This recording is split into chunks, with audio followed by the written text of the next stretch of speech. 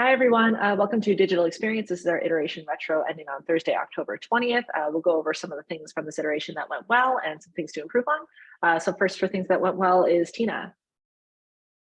Thanks. I just wanted to give a shout out to Margaret and Mateo for their work on the security and compliance landing pages.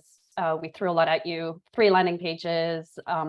I took advantage of updating the UX on those templates, so I unnecessarily added that in, and you did it, SEO updates, and as I wrote, you took it on with grace and professionalism, and I was really impressed by how you managed to update those, create those 3 pages and update all of the solutions pages without really any conflicts that I could see. So thank you for that. And there's a +1 from Justin. Maybe we can move on to things to improve on, because I think that was the only thing that went well. I can probably speak for Phil, so she's not here. I know we had questions on both burn down charts and like when does an iteration end, because we have our release on Thursdays, but then Friday's the end of the week, but then technically it seems like our sprint ends on Sunday. So like, which one is it?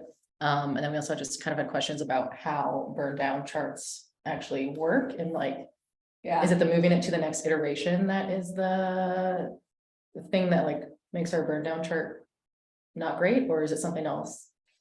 And that can be for anyone. I'm looking at Lauren, but the not closing an issue during a single iteration then leads to burn up. so if we change the iteration, that is a problem. Yeah, Okay. I think so. I can be proven wrong there. To Justin's point there, I think there is a way we can set up our iteration cadences to be a Monday to Thursday. Our current cadence is set up just the 2 weeks. So that would be something we'd need to look into. I do remember the last time we messed up our iteration cadences, it got messy. And I had to like go and fix everything real quick. So we'll maybe try that in a sandbox first before applying it to our stuff. I'm fine. I can wait to do iteration stats until a Monday. But it doesn't feel good because then I'm not closing out iteration stuff on a Friday. Yeah, I can only speak for like design. I don't think it matters to us, but we just need to know what our closing date is so that we can make sure everything's either closed or leave a comment as to when it's not closed. Yeah, that's definitely something we should align on and update our handbook. Yep, especially if like burn down charts are getting more visibility from leadership, like something we should think about, and then make sure that like we're able to communicate accordingly, like one way or the other. I think historically, even though like big changes didn't usually go out on a Friday, like sometimes people are closing like those small issues Friday, but if people are pulling burn down charts early Friday or even late in the day Thursday, it looks off. So just something to think about. That's why like my question is if we can update it, maybe that would help, but I don't want to mess anything up either. I brought this up in our team's sprint demo retro that we had demo. That like, if we do close things out like end of day Thursday, that does kind of leave Friday as a question mark day of you don't want to pick up extra issues and leave them hanging open. But you also don't want to not do work. So, are we creating our own issues? Are we creating our own just doing like random little fixes that we see throughout repos or what, it kind of makes question marks appear for Friday. But I know that leadership also needs a time, like a date that they can consistently look at burn down charts. So I don't know where that leaves us. We have a repository health day in the handbook, but nothing ever happened with it. So technically tomorrow you can work on whatever you want. Just make sure it's helping the repo. So it's like the open day. If we open a issue and just don't put an iteration in it, Yeah. is that okay too? Yeah. Right.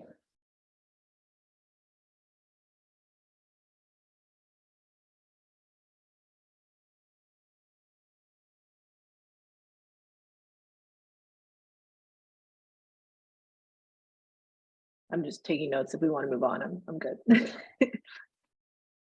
I have the next point, again, about content. I've worked with Chandler on the security and compliance lightning strikes, and it was amazing how working with somebody who is focused on content can really move a project along and make everyone's life easier, including the engineers. And you know, Javi's been working on the AWS project and has finished the KubeCon project. And all the content is coming in his MR. There's content changes, lots of conversations in there. It's pretty messy and hard to follow. And I'm just thinking that we need some kind of process change, because the nature of events are just like that. It's not the events team's fault in any way. They don't really know what speaker is going to speak when and at what time and which day and where. The logistics are always changing.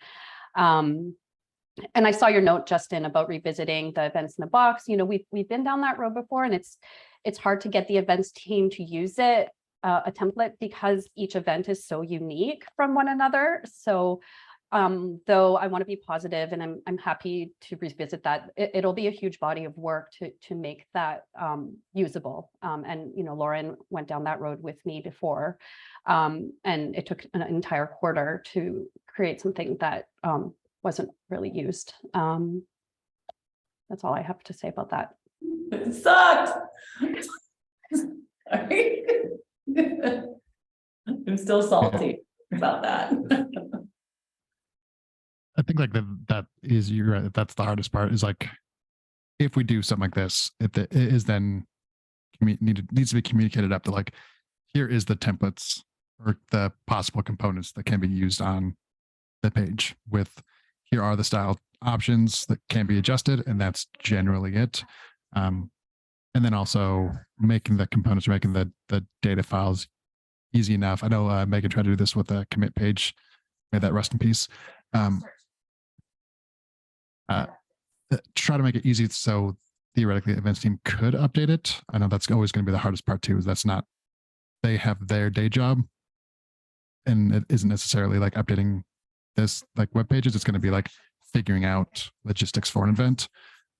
But it is something that I think that we can try to push back on them to either say, we've made this so you can update date and time, like easy things to update. But if it is a new component or a reswizzle of something, like we can definitely help with that. But it might be worth, maybe it's worth a conversation with the events team as their team has kind of like shifted over the years, that to see like if this is something that they'd be willing to take on if we were to create something that they can just, it's more templatized. I think you made a good point too, that it's not up to them really. They have their own job to kind of work out these events. And, you know, Amanda did reach out to me and asked us if we could help her with content.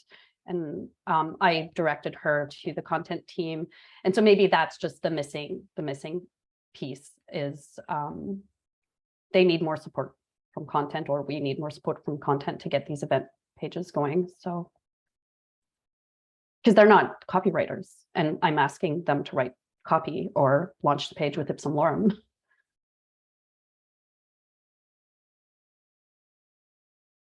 Yep. Maybe it's just like a sit down with everyone around that.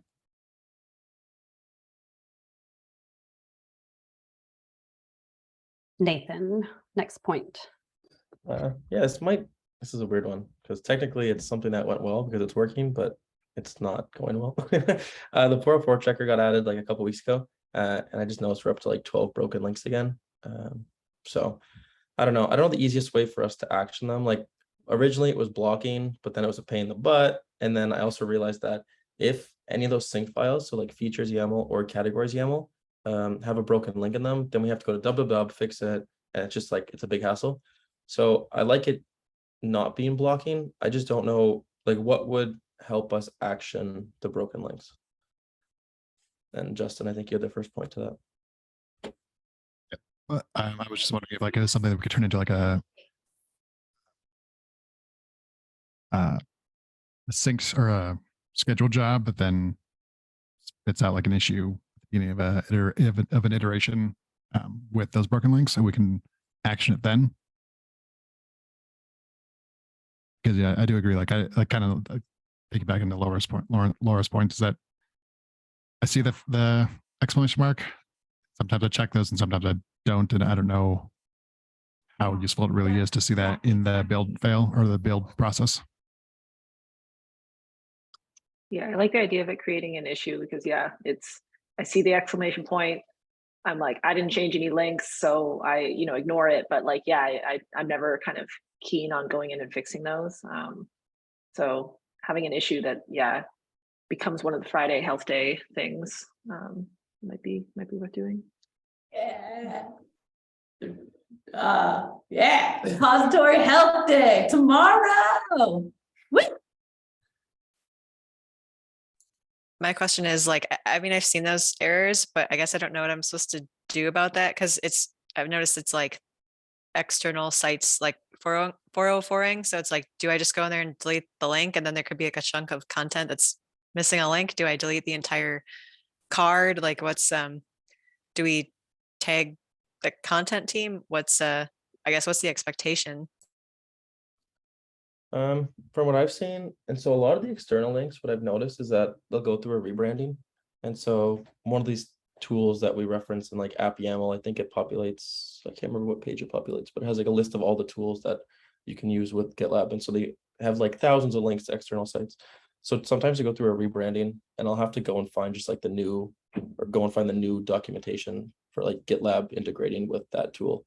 But yeah, there's some, like there was one the other day, I think Laura and I were talking through that we had to remove a section of the enterprise page because we had like one of the stages as, I can't remember what it was, but we had to remove that because that link doesn't exist anymore. So I think it's just case by case. I noticed now, like a lot of them are due to support pages. So I don't know if like a section of support got removed, but I don't know where those will redirect to now. But yeah, it's kind of just wing it, hope for the best. I think like that would also help. Like if this bot or this scheduled job, if it created an issue, at least then we could like tag people in the issue based upon links and try to get the information we need. If it's like an external link for the page or content owner. I like that. We could also phrase that one day to maybe pick up other stuff. I don't know what other jobs we want to put on a schedule. Maybe there's one to like, maybe there's images that are over a meg or something. Like we can do scans or checks that can give us, I don't know. It could be like just a general repo health issue.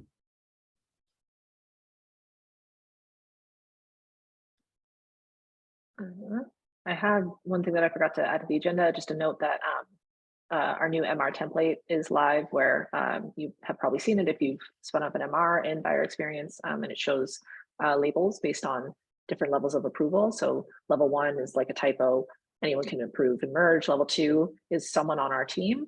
And I've put a note that just goes to our handbook page that shows all of our team members. So if you start getting tagged as a reviewer on random things, it's intentional and it's working, and please do review it. And if you see it as something that is like more of a big change that people are trying to sneak in, then feel free to go up to leadership and tag them for review or whatever. Use your best discretion. But yeah, if you start getting tagged as reviewers on things, that means it's working. I think we'll make some improvements. I think Miracle's working on like a roulette bot to kind of help with assigning some of those reviewers. But yeah, it's a good thing. It's intentional that we're all sharing the burden of reviews for external contributions. I do have a quick question about that because we were working on the nav release yesterday, and technically the nav release is level 3, which would be leadership. Does it have to be leadership in that case? If it's a big change, I feel like, I mean, we're trying to put Phil's eyes on most things anyway, but I mean, for our workflow, I did make a note of this somewhere. For our workflow, most of our changes have been approved by our team, right? Like we're not just coming up with stuff on our own, nav changes, just because like most of this stuff has come from, the design team and or Justin, Lauren, Michael. So I think we're pretty safe to make our own changes. But if other people are trying to touch our navigation, then like they should definitely probably use a leadership, like the level 3 label. Okay, yeah, But we're cool. we just Gonna pushed it add- through anyway, because I was like, it's 8 p.m. I'm not waking anybody up for the nap.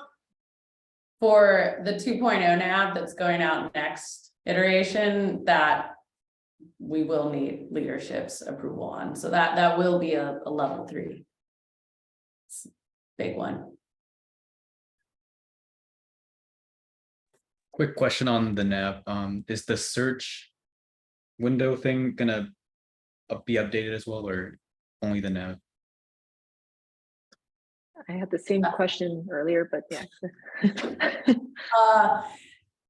If we want to push the nav out as the way it's designed, no. If we are going to change the whole search experience, that will increase the scope and push our release date out. So they don't, There hasn't been a request from leadership about search. Yeah. right? there has not. Yeah. So that's currently not in scope. I should have stopped recording before that one. Now it's in that. No one's going to ask about it. Just chop it out of this. Yeah, who can edit? Yeah, who's got what is it? Just mute us. iMovie? Yeah. Cool. I'll Okay. submit a copyright claim for this one. Yeah, Justin, I'll just start. are you gonna add your intro? Add some Disney music over it and then. Yeah, play some Britney Spears. Yeah. Cool. Okay, I'll stop the recording now. Thank you, everyone, and we'll see you next time.